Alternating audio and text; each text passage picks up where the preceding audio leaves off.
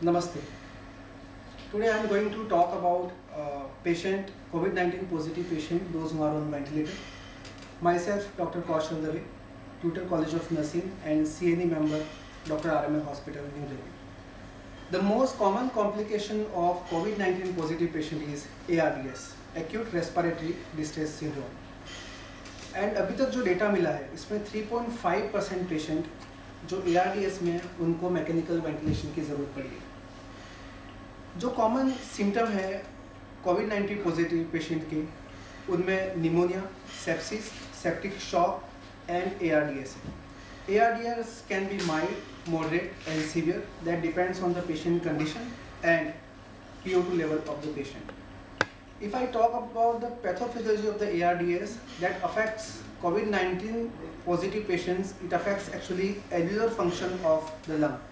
Alveolar lining is affected and that affect the gas exchange of the patient, and that will lead to hypoxemia among these patients, and we require mechanical ventilation for all these patients. As we are dealing with the all major procedures in the ICUs like bronchoscopy, intubation, suctioning, etc., and all healthcare professionals must wear PPE properly. हमें PPE ठीक से पहनना है और उनको proper dawning और doffing की जो गाइडलाइंस हैं उसके अकॉर्डिंग हमें पहन के ही ICU में एंटर करना है. So this is very important for all health care professionals. About environment of the ICU, ideally patient का जो ICU है, ICU में पेशेंट का डिफरेंट क्यूबिक में होना चाहिए और उसका minimum air exchange, negative pressure होना चाहिए, minimum air exchange of 12 per hour. पर हमारे सेटअप में अगर ये पॉसिबल नहीं है तब भी हमें पेशेंट टू पेशेंट 1 मीटर का हमें डिस्टेंस मेंटेन रखना है. इसके अलावा जितने भी individuals health care professional patient care में इन्वॉल्व हैं, हमें ट्राई करना है कि जिन लोगों की ज़रूरत हो वो ही अंदर आएँ. We should not have unnecessary entry of health care professionals also. And those health care professionals who are directly care to the patient, जो डायरेक्ट एक्सपोजर में हैं, उनका भी हमें रिकॉर्ड रखना है कि कितने लोग अंदर आ रहे हैं for tracing purpose in future. We need to fumigate our ICU after every intubation ideally at least for 30 minutes.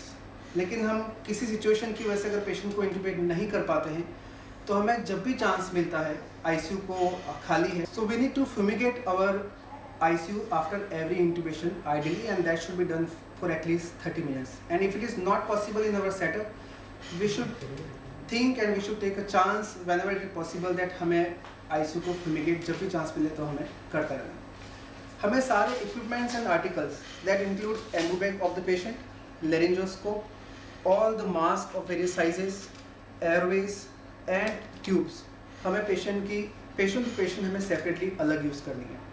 हमें लेरिंजोस्कोप पेशेंट के लिए हमें दोबारा यूज़ करने की ज़रूरत पड़ सकती है, दूसरे पेशेंट्स के लिए भी, लेकिन हमें ध्यान रखना है कि इसको प्रॉपर्ली डिसइंफेक्टेंट किया जाए क्लोरीन बेस्ड डिसइंफेक्टेंट से. And for this we are going to follow the infection control guidelines of our doctor RML hospital.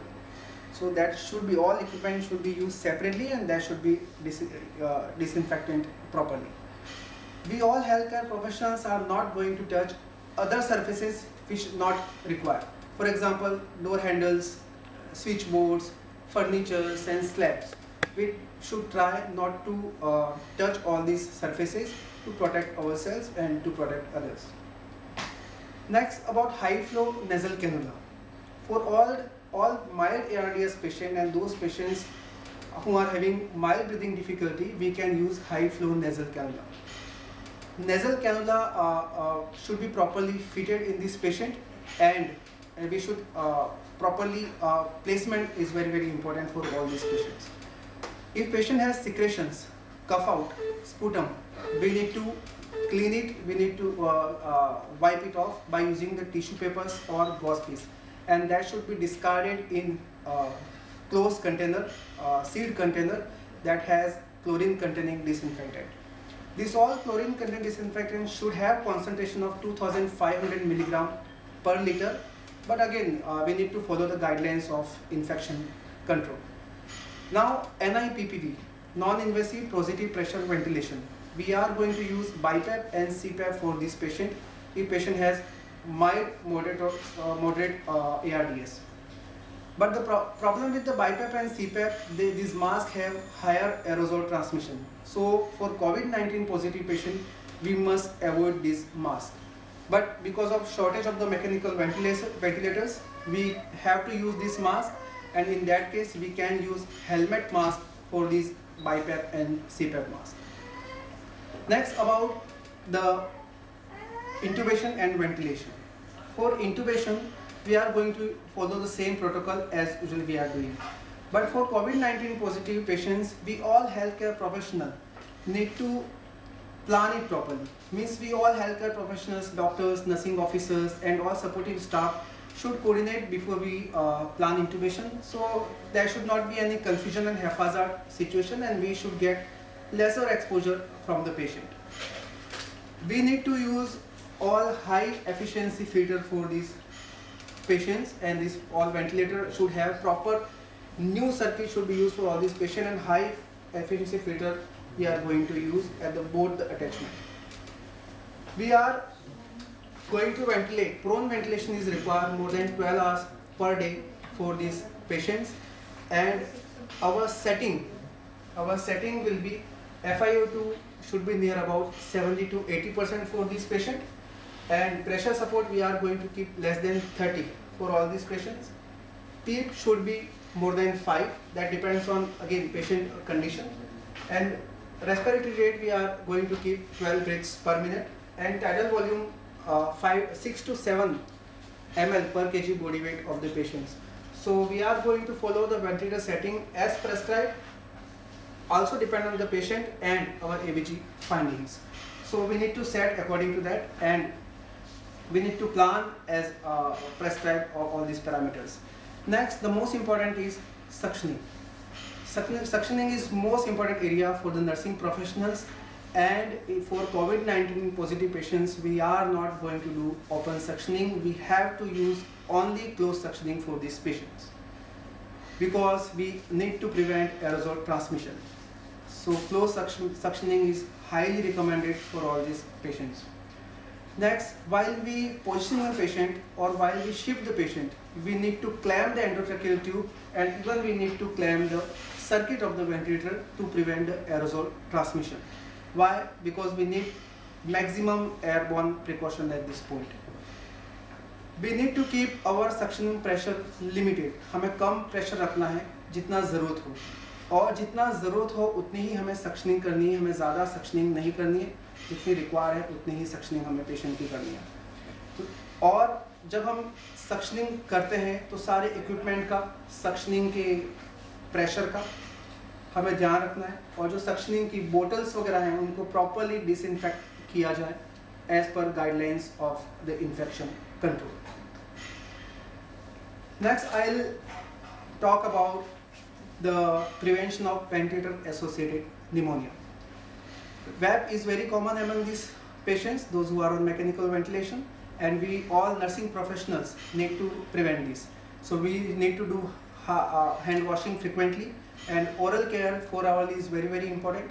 We are going to give semi-recumbent position to this patient, 30 to 45 degree head up.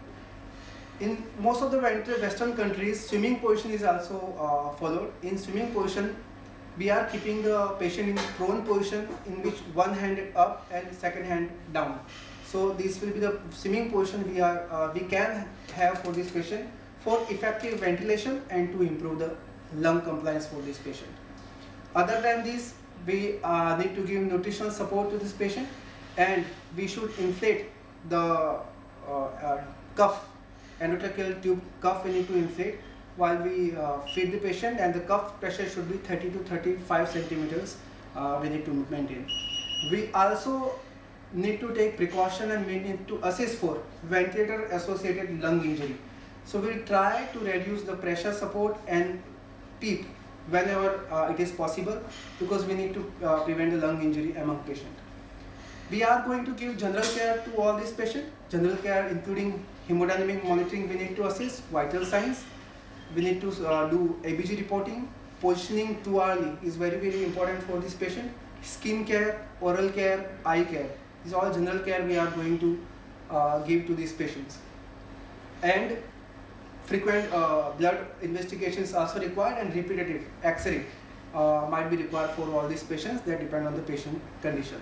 We need to prevent all these complications, like we'll try that patient should come out of the ventilator as early as possible, so we must try for weaning off these patients. We also need to prevent thromboembolism in this patient by giving heparin, and we'll apply DVT pump. And catheter related bloodstream infection, CR, BSI, must be prevented by proper catheter care, and we'll use proper CP line care we'll give for all these patients. And if patient has chest tube, we need to do proper dressing, everyday dressing we need to do for this patient. Nutritional support is very, very important for this patient, and we'll try to ambulate as early as possible, so initiate mobility for all these patients. So this was the basic information about the COVID-19 positive patient, those who are on mechanical ventilator. My personal suggestion to all nursing professionals: keep yourself safe by wearing PPE properly, follow all the guidelines of donning and doffing of personal protective equipments, and stay safe. Thank you.